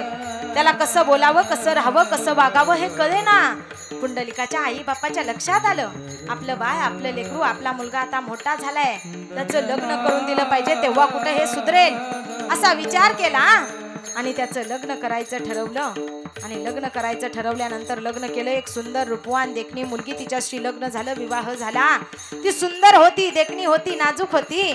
पत्नी जर भांडे घासायला गेली ना, पुंडलिक जायचा आणि म्हणायचा, बाई नको ग नको, तुझे हात लहान आहेत, नाजूक आहेत, तू नको भांडे घासू, तू बाजूला हो, मी भांडे घासतो असं म्हणायची. आणि असं म्हणून तो पुंडलिक भांडे घासायला जायचा. आईच्या काळजाला गरज पडायची. आईच्या यातनाचा जाळ व्हायचा. आईच्या डोळ्यातून आसू यायचे. आई म्हणायचे, त्या माझ्या पुंडलिकाला मी तर हाताच्या फोडाप्रमाणे जपलं, नेत्राचा दिवा केला, हाडाची काडक केली, रक्ताचं दूध करून पाजलं. आज तोच माझा पुंडलिक बायकोच्या मागं मागं करतोय, तिची सगळी कामं करतोय. पुंडलिकाच्या आईला वाईट वाटलं. पुंडलिकाची आई पुंडलिकाच्या पत्नीला सांगते, बाई माझा लहान लेकरं असल्यापासून मी त्याचा फार लाड केला ग. माझ्या पुंडलिकानं कधी जेवलेलं ताटही उचललं नाही. माझ्या पुंडलिकानं कधी पाण्याचा तांब्याही उचलला नाही. तू त्याला सगळी कामं लावते असं म्हटल्यानंतर पुंडलिकाच्या पत्नीला राग आला. रागाच्या भरामध्ये पुंडलिकाची पत्नी पुंडलिकाजवळ पळत गेली आणि पुंडलिकाला म्हणते, स्वामी ऐका मालक, एकतर या घरामध्ये तुमची आई राहील, नाहीतर मी राहील. पुंडलिकाला राग आलाय. पुंडलिक पळत पळत आईजवळ आलाय. 70 वर्षाचं वय आहे पुंडलिकाच्या आईचं, 80 वर्षाचं वय आहे पुंडलिकाच्या बापाचं. आणि आले आहे पुंडलिकाच्या आई जवळ पुंडलिक. आणि पुंडलिक आईला म्हणतोय, ए म्हातारे, ए थेरडे, माझ्या पत्नीचा छळ करते, माझ्या पत्नीला वेड वाकड बोलते, चल आत्ताच्या आत्ता घराच्या बाहेर हो असं म्हटल्यानंतर पुंडलिकानं 70 वर्षाच्या आईच्या कंबरट्यामध्ये लाथ घातली आणि ती दरवाजामध्ये पडले. माय बापांनो, पुंडलिकाचा 80 वर्षाचा बाप काठी टेकवत टेकवत येतोय आणि पुंडलिकाचा बाप म्हणतोय, ए पुंडलिका, ए लेकरा, ए बाळा, तो रे पुंडलिका. पुंडलिका विचार करणारे पुंडलिका, या क्षणामध्ये आईचा प्राणही जाऊ शकतो रे पुंडलिका. तुला आईची दया मया नाही का रे आली पुंडलिका? सांगणारे पुंडलिका. काल लाथ घातली त्यावेळेस पुंडलिकाला बापाचा ही राग आला. मला उलट बोलतो, मला आडवं बोलतो. 80 वर्षाच्या बापाच्या हातात ती काठी हिसकावून घेतली आणि त्याच 80 वर्षाच्या बापाला सुद्धा पुंडलिकानं लाथ घातली. घरामध्ये धावत धावत पुंडलिक जातोय. सगळे आई बापाची कपडे एका गठोड्यामध्ये बांधून आणतोय. पुंडलिक समोर फेकतोय. ते मायबाप ते गाठोडं उचलून घेतायत आणि 70 वर्षाची आई आणि 80 वर्षाचा बाप सांगतोय, पुंडलिका तर हाताच्या फोडाप्रमाणे जपलंय रे तिने तुला. पुंडलिका नेत्राचा दिवा केलाय रे आईने तुझ्यासाठी. पुंडलिका हाडाची काड केलीत रे आईने तुझ्यासाठी. त्याच आईला आणि मला घराबाहेर काढतोय रे पुंडलिका. पुंडलिका वय झालं रे बाळा, आता कोण घरात घेणार, कोण आम्हाला सांभाळेल, कुठं जावं, कुणाचा आधार घ्यावा रे पुंडलिका, सांग ना रे पुंडलिका असं सांगतोय बाप पुंडलिकाचा. पण कोणी ऐकायला तयार नाही. पुंडलिक ऐकायला तयार नाही. आई बाप मजल दर मजल करत गेलेत. काशी विश्वेश्वरा समोर गेलेत. काशी विश्वेश्वराला हात जोडतायत आणि काशी विश्वेश्वराला म्हणतायत, का रे देवा, जगाचं कल्याण करतोय, जगाचं भलं करतोय, जगाचं हित करतोय रे देवा. पण ज्या लेकराला तर हाताच्या फोडाप्रमाणे जपलं, आज त्याच लेकरानं घराच्या बाहेर काढलं. भीक मागतायत पुंडलिकाचे मायबाप काशी विश्वेश्वरा समोर.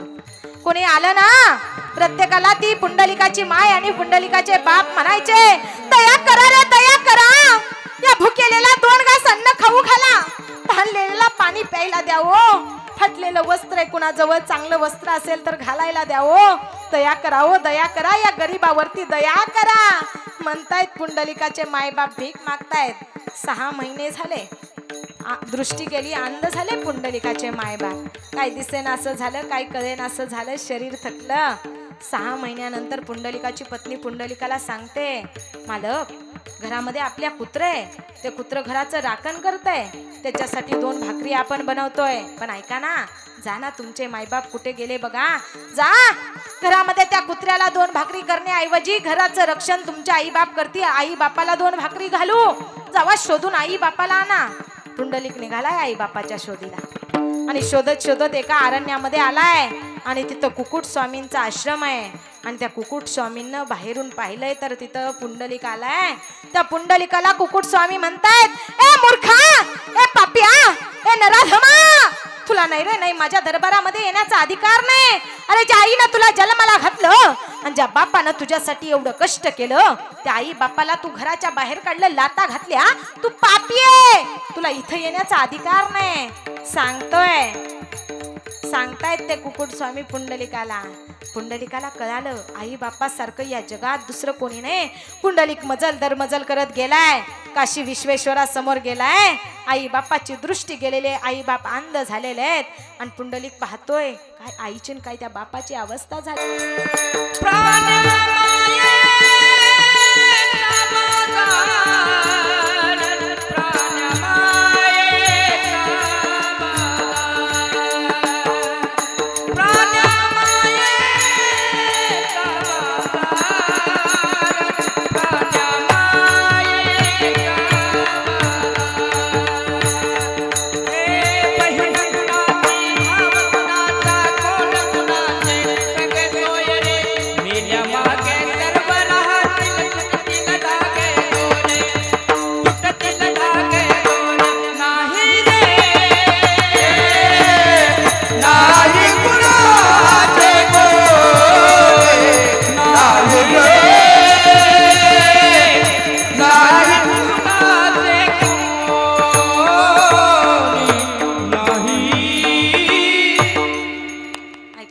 या जगामध्ये कोणी कुणाचं नाही, एकटा आलो एकट्याला जावं लागणार आहे. नाही रे नाही, कुणाचे कुणी तुझे नव्हे रे कोणी. ऐका, कुणी कुणाचं नाही, एकटा आलो एकट्याला जावं लागणार आहे, मरावं लागणार आहे.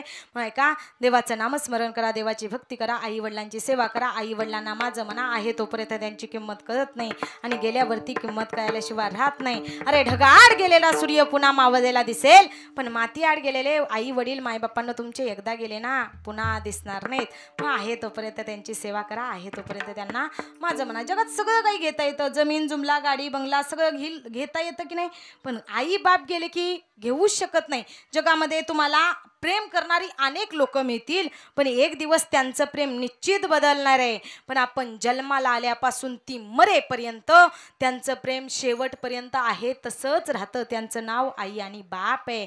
आई बापासारखं प्रेम कोणीच करू शकत नाही. ऐका, खरं तर हे विचार बोलण्याचं व्यासपीठ नाही, ही कीर्तनाची गादी हे बोलण्याचं व्यासपीठ नाही. पण ऐका, तुम्हा सर्वांना माझं सांगणं असेल, एक चित्रपट आलाय नवीन. काय हो त्याचं नाव? चित्रपट तरुण मंडळीनं कुणी बघितलंय ना? तुम्ही सय्यारा चित्रपट बघितलाय की नाही?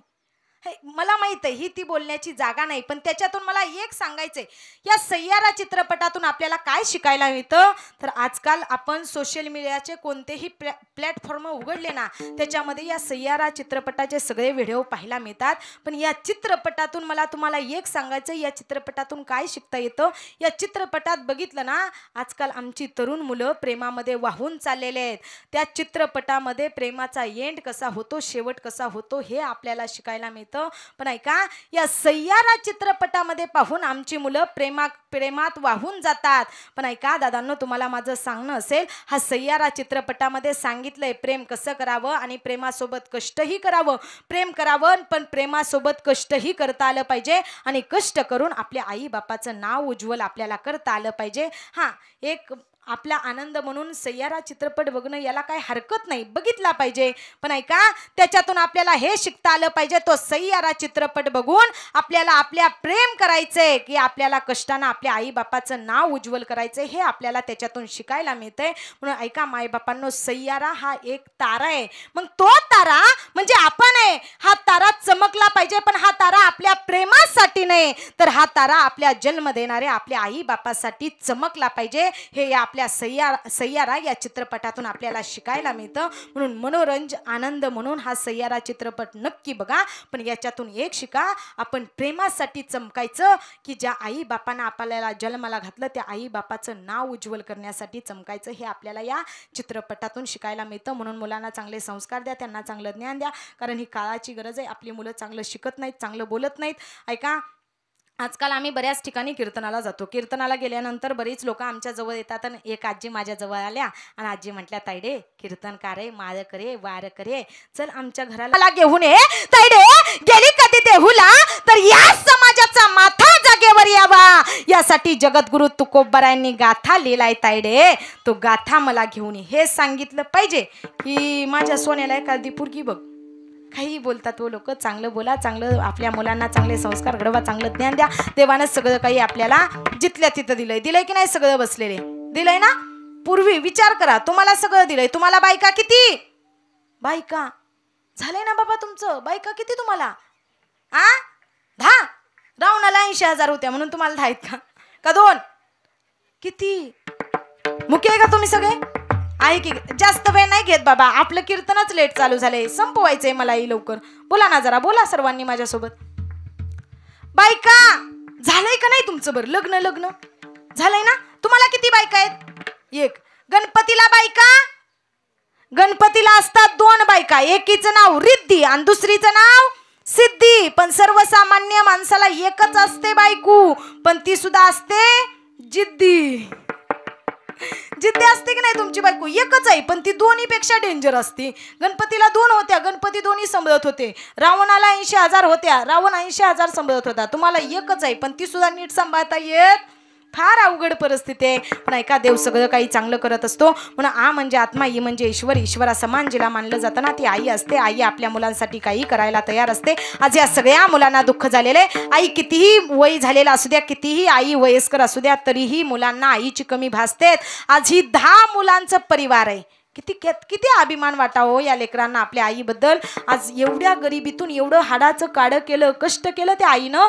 10 मुलांना 2 मुलं असतील, 8 मुली असतील, एवढ्या सगळ्या परिवाराला सांभाळलं. आजही आजींचं एवढं वय झालेलं ना, तरीही स्वतःची कामं स्वतः करायच्या. एखादा घरामध्ये कोणी पाहुणा आला ना, त्याला न चहा पाणी पाजता, न जेवू घालता कधीच आजी लावत नव्हत्या. एवढ्या गोड स्वभावाच्या ह्या आजी आज निघून गेल्या. त्याला 1 वर्ष पूर्ण झालं. कधी सुनांना त्रास दिला नाही, कधी मुलांना त्रास दिला नाही. अचानक काळानं झडप घातली आणि त्यांना हा देह सोडून जावं लागलं. आजींचं एक नातू आहे. मला वाटतं त्या नातू सांगत होता की माझ्या आजीच्या, आमच्या सगळे परिवारातली सांगत होती की आजीनं आमच्यासाठी एवढं केलंय, आमच्या आई बापाला एवढं सांभाळलंय, पण त्या आजीनं 1 रुपयाच्या गोळीचा सुद्धा खर्च आम्हाला होऊ दिला नाही. पण आजीसाठी आम्हाला काही नाही ताई, काहीतरी करायचंय. आजीच्या ऋणातून मुक्त व्हायचंय, आजीच्या ऋणाची उतराई करायची, म्हणून आजीचा कार्यक्रम मोठ्या थाटात करायचा आहे. असं त्या नातवाचं आपल्या आजीबद्दल प्रेम होतं. काय होत्या दादाचं नाव? अक्षय दादा ना. अक्षय दादा ती सुद्धा सांगत होता, आमच्या आजीनं आमच्यासाठी कष्ट केलं. आमच्या काकाला, आमच्या बाबाला, आमच्या आत्यांना, सगळ्यांना काही तिनं सुखात सांभाळलं. एवढं कष्ट आमच्या आजीनं केलं. पण आज चांगले दिवस आले, आम्ही कमवायला लागलो, हालाचे दिवस निघून गेले, पण त्या देवाला बघवलं नाही. तो देव आमचा वैरी झाला आणि आज आमच्या आजीला आमच्यातून घेऊन निघून गेला. एवढं वाईट वाटतंय देवा तुझा माझा. का रे वैर, कार त्या आजी निघून गेल्यानंतर हा परिवार वैरी झालाय, हा परिवार पोरका झालाय. सगळ्यांना दुःख वाटतंय. ऐका, या परिवाराला दुःखातून सावरण्यासाठी तुम्ही आम्ही सगळेजण या ठिकाणी जमलोय. आई काय असते? आई आपल्यासाठी सगळं काही करते ना, ती आई असते. आई म्हणजे लंगड्याचा पाय असते, गोठ्यातली गाय असते, घरातली माय असते, अंगणातली तुळस असते. ती आई आपल्यासाठी काही करायला तयार असते ना, ती आई असते. ऐका माय बापांनो, कधी एकेकाळी या महाराष्ट्रावरती अन्याय अत्याचार होत होता. आज एका आईचं पुण्यस्मरण आहे. फक्त 5 मिनिटं घेईल आणि कीर्तनाचा शेवट करेल. कधी एकेकाळी या महाराष्ट्रावरती अन्याय होत होता, अत्याचार होत होता आणि कळालं त्या एका महाराष्ट्रातल्या एका आईला, एका मातेला, एका स्त्रीला कळालं गोठ्यातली गाई वाचली पाहिजे, घरातली आई वाचली पाहिजे. म्हणून तिनं त्या सह्याद्रीच्या कडेवरती भवानी माता होती, तिला दार उघडायला सांगितलं. ऐका, त्या पैठणच्या सुप्रसिद्ध साधूला एकनाथ महाराजांना कळालं या महाराष्ट्रामध्ये अन्याय अत्याचार होतोय. त्या पैठणच्या सुप्रसिद्ध साधून सुद्धा दार उघडायला सांगितलं. कसं आणि कुणाला दार उघडायला सांगितलं तर ऐका, दार उघड बैया, दार उघड बैये, दार उघड बैया, दार पकवाचा झालंय आता कीर्तन. पकवाचा आवाज फक्त कडक करा. दार उघड बैया, दार उघड बैये, दार उघड बैया,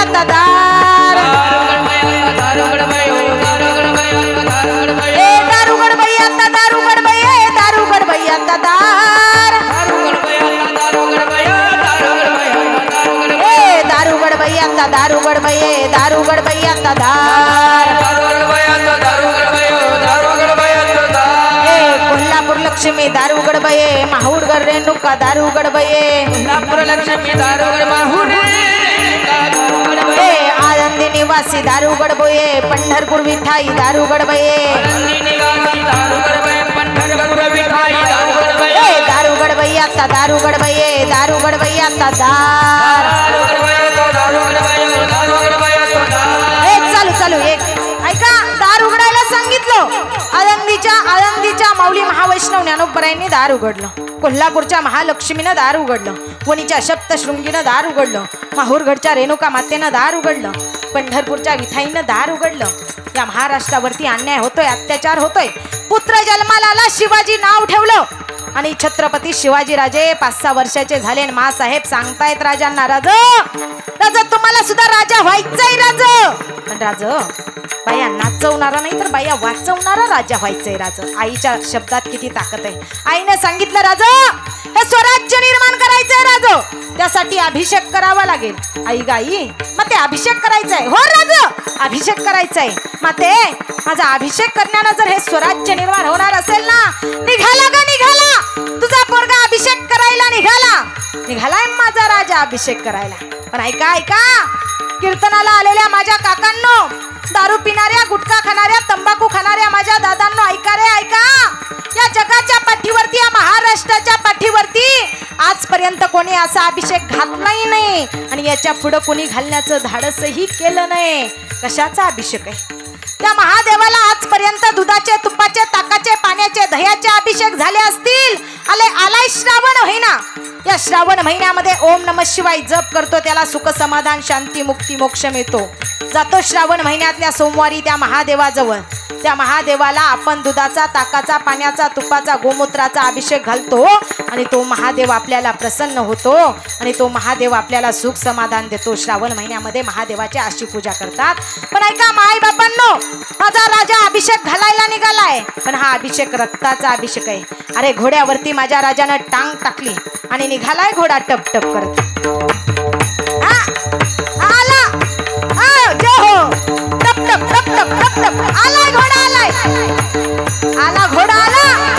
सह्याद्रीच्या कडेवरती येऊन घोडा स्थिरावलेला आहे माझा राजा घोड्यावरून खाली उतरतोय येतोय त्या महादेवासमोर माझा राजा महादेवासमोर येऊन उभा राहिलाय आणि घोड्यावरून उतरून महादेवासमोर जाऊन उभा राहून त्या महादेवाला माझा राजा नमस्कार करतोय आणि महादेवाला राजा म्हणतोय ए महादेवा ए शंभू शंकरा ए भोळा शंकरा ऐकणारे देवा आजपर्यंत अभिषेक झाले रे महादेवा तुला दुधाचे झाले ताकाचे झाले तुपाचे झाले दह्याचे झाले गोमूत्राचे झाले पण ए महादेवा या जगाच्या पाठीवरती या विश्वाच्या पाठीवरती या महाराष्ट्राच्या पाठीवरती आजपासून तुला रक्ताचा अभिषेक झालेला दिसेल कमरेची तलवार कमरेची शमशेर माझ्या राजानं बाहेर काढले आणि आपल्या उजव्या हातावरती वार केला यातनांचा नुसता जा झालाय आणि रक्ताचा अभिषेक माझ्या राजानं महादेवाला घातलाय आणि महादेवाचा जय जयकार माझ्या राजानं केलाय काय ताकद आहे माझ्या राजाच्या नावामध्ये सगळ्यांना एकदा माझ्या राजाची गर्जना करायची कीर्तनाचा शेवट करायचा सर्वांना प्रौढ प्रताप पुरंदर क्षत्रिय कुलावतंस सिंहासनाधीश्वर राजाधिराज योगीराज श्रीमंत श्री छत्रपती शिवाजी महाराज की हर हर हर हर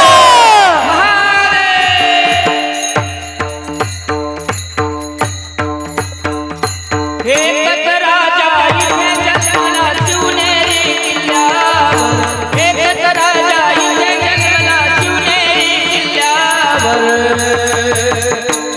माझ्या राजाचं नाव गाजत किल्ल्याच्या दगडावर माझ्या राजाचं नाव गाजत किल्ल्याच्या दगडावर माझ्या राजाचं नाव गाजत किल्ल्याच्या दगडावर माझ्या राजाचं नाव गाजत किल्ल्याच्या दगडावर हो शिवनेरीवर शिव जन्मला राजाचा अधिपती हो राजाचा अधिपती दैवत छत्रपती नामचे दैवत छत्रपती नामचे दैवत छत्रपती शिवनेरीवर शिव जन्मला शिवनेरीवर शिव जन्मला राजाचा अधिपती राजाचा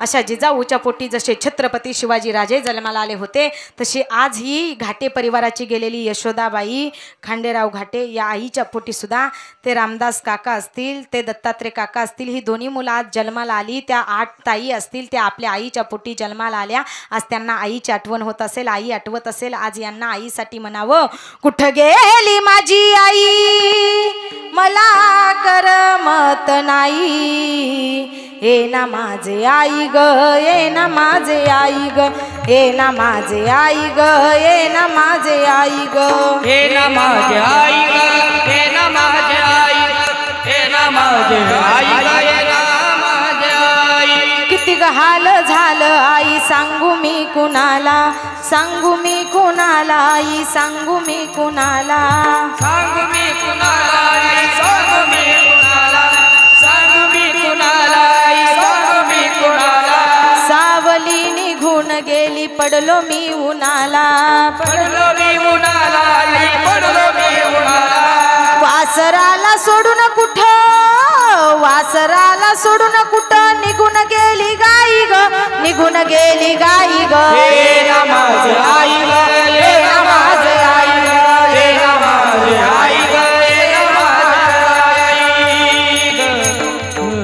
ऐका, बराच वेळ झालेला आहे, जास्त वेळ घेतला. पण 2 पर्यंत आत्मा इथं असतो. 2च्या आत आपण कधीही फुलं टाकली तरी चालतील. सिस्टीममुळं आणि कीर्तन आपल्याला सुरू करायला जरा उशीर झाला म्हणून वेळेच्या पुढं जरा कीर्तन गेलं. ऐका, बऱ्याच लांबून बरीच लोक आलेत. का आलेत तर गेलेल्या या घाटे परिवारावरती, रामदास काकांवरती, दत्तात्रय काकांवरती, ह्या सगळ्या परिवारावरती, गेलेल्या आईंवरती तुमचं प्रेम आहे म्हणून तुम्ही बऱ्याच लांबून आलाय.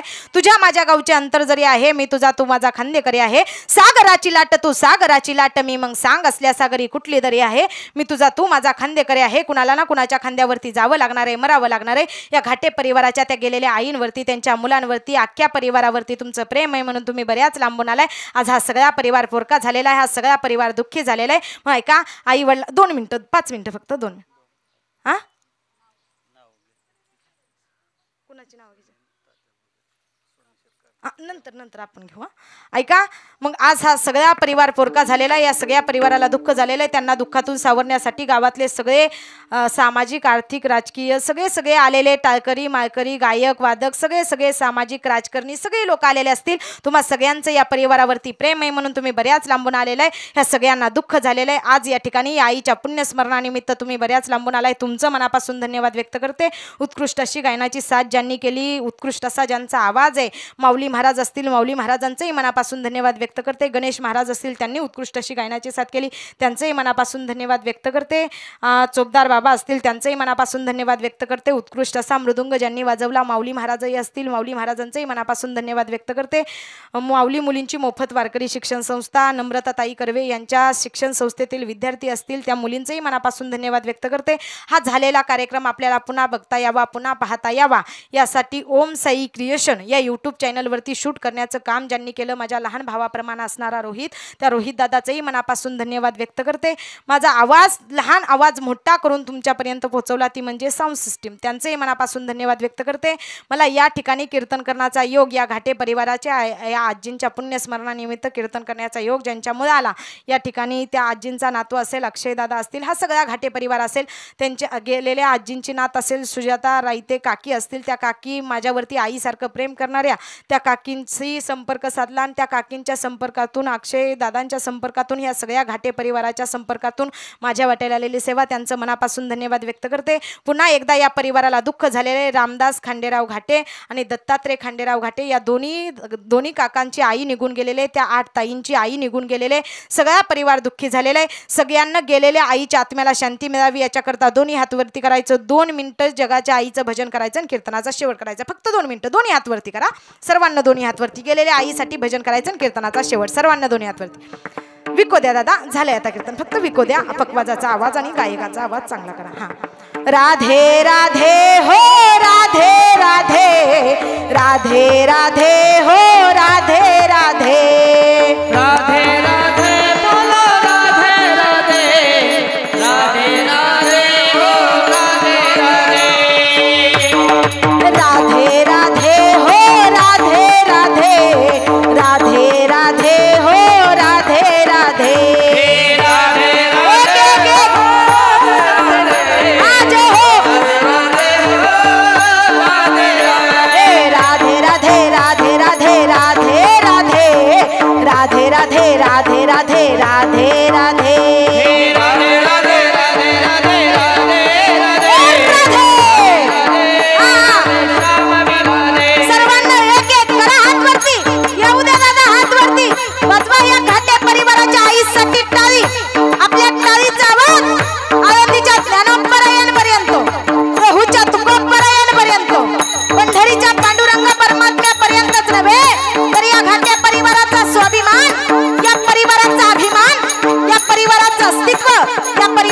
मांगल्य या परिवाराची देवघरातली समई या परिवाराची आई निघून गेली।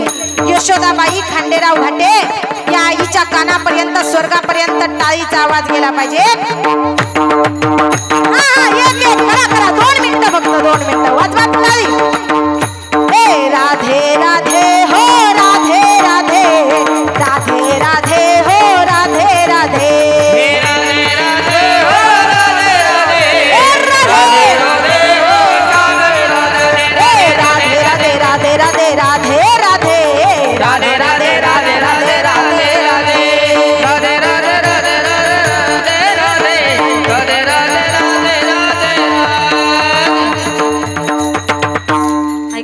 आज या ठिकाणी असं नामस्मरण केल्यानंतर गेलेल्या आईच्या आत्म्याला शांती मुक्ती मोक्ष मिळाल्याशिवाय राहणार नाही। आज या ठिकाणी या कार्यक्रमासाठी उपस्थित राहिलेले सुनील तात्या भगत असतील त्यांचं मनापासून धन्यवाद व्यक्त करते। यादव डॉक्टर असतील त्या दोघांचंही या परिवाराला दुःखातून सावरण्यासाठी उपस्थित राहिले। सभापती बापूराव बारामतीचे सभापती असतील त्यांचेही मनापासून धन्यवाद व्यक्त करते। आता सगळ्यांची नावं घेणं काही शक्य नाही। सगळे आलेले अधिकारी राजकारणीय सामाजिक आर्थिक सगळ्या क्षेत्रातली आलेली लोक असतील त्यांचं सर्वांचं मनापासून धन्यवाद व्यक्त करते। पुन्हा एकदा तुम्ही बाबा सगळं झाल्यानंतर ना एकदा या परिवाराकडून सगळ्यांची नावं नंतर घ्या। आता काय बराच वेळ झालेला आहे कुणाचं नाव घेणं शक्य नाही। मग आज या ठिकाणी या परिवाराच्या या आईंच्या पुण्यस्मरणानिमित्त मला या ठिकाणी कीर्तन करण्याची संधी मिळाली। तुमचं मनापासून धन्यवाद व्यक्त करते। त्या दत्तात्रय काकांच्या त्या रामदास काकांच्या शब्दाला मान देऊन तुम्ही या ठिकाणी उपस्थित राहिला तुमचं मनापासून धन्यवाद व्यक्त करते। पुन्हा एकदा तुमच्या सर्वांच्या चरणावरती माझं शिरकम ठेवून ही झालेली सेवा माझे गुरुवर्य माझे वडील या ठिकाणी उपस्थित असतील माझ्यावरती बापासारखं प्रेम करत असणारे वैभव काका रायते असतील माझ्यावरती आईसारखं प्रेम करणाऱ्या सुजाता काकी रायते असतील त्या सगळ्यांचं मनापासून धन्यवाद व्यक्त करते। काकाई असतील सगळे आता चेहरे सगळे ओळखीचे मामी काका आजी आजोबा सगळे माझ्या नात्यातलीच लोक आहेत। सगळी माझ्यावरती मुलीसारखं लेकीसारखं प्रेम करणारी सगळी लोक आहेत। आता सगळ्यांचंच मनापासून धन्यवाद व्यक्त करते। ऐका आपल्या पायातली चप्पल तुटली तर शिवून घालतो तसं बोलताना एखादा वेडा वाकडा शब्द गेला असेल तुमची मुलगी तुमची नात या नात्याने मला माफ करा। ऐका माय बापांनो आज या घाटे परिवारानं त्यांच्या आईच्या पुण्यस्मरणानिमित्त तुमच्या आरतीताईचं तुमच्या लेकीचं कीर्तन ठेवलं तुम्ही कीर्तन ऐकून रिकामे हाताने गेला असं नाही करायचं। आज घरी जाताना तुमच्या आरतीताईच्या तुमची संपत्ती घरी घेऊन जायचं। काय घेऊन जायचं? तुम्ही म्हणसाल ताई कीर्तन करून बरेच पैसे कमावले की काय कशाचे पैसे कमावता इथं पाया पडून दक्षिणा आम्हाला कोण देत नाही देता का तुम्ही कीर्तन करायच्या पाया पडून कौतुक करून त्याला 1000 50 200 300 100 दक्षिणा देता? ऐका आज या घाटे परिवारानं आपल्या आईच्या पुण्यस्मरणानिमित्त तुमच्या आरतीताईचं तुमच्या लेकीचं कीर्तन ठेवलं आणि तुम्ही कीर्तन ऐकून रिकामे हाताने गेला असं नाही करायचं। माय बापांनो आज तुमच्या आरतीताईच्या कीर्तनातून जाताना तुमची संपत्ती घरी घेऊन जायचं। ऐका माय बापांनो काय आहे तुमची संपत्ती? 2 कोटीचा बंगला म्हणजे तुमची संपत्ती नाही। 5-25 एकर जमीन म्हणजे तुमची संपत्ती नाही। तुमचा बँक बॅलन्स म्हणजे तुमची संपत्ती नाही। तुमच्या बंगल्यासमोर 5-25 लाखाची 4 व्हीलर गाडी म्हणजे तुमची संपत्ती नाही। ऐका माय बापांनो ना तो बंगला तुमची संपत्ती आहे ना ती गाडी तुमची संपत्ती आहे ना तो जमीन जुमला तुमची संपत्ती आहे। अरे तुमच्या उतरी जन्माला आलेली तुमची लेक राहीत ना ती तुमची संपत्ती आहे ती जपा। आयुष्याची संपत्ती जपली म्हणून समजा। एवढंच आज या घाटे परिवाराच्या आईच्या पुण्यस्मरणानिमित्त तुमच्या आरतीताईच्या कीर्तनातून घेऊन जा। पुन्हा एकदा ही झालेली सेवा बराच वेळ झालेला आहे पण कीर्तन सुरू व्हायला उशीर झाला आणि सिस्टीममुळे थोडं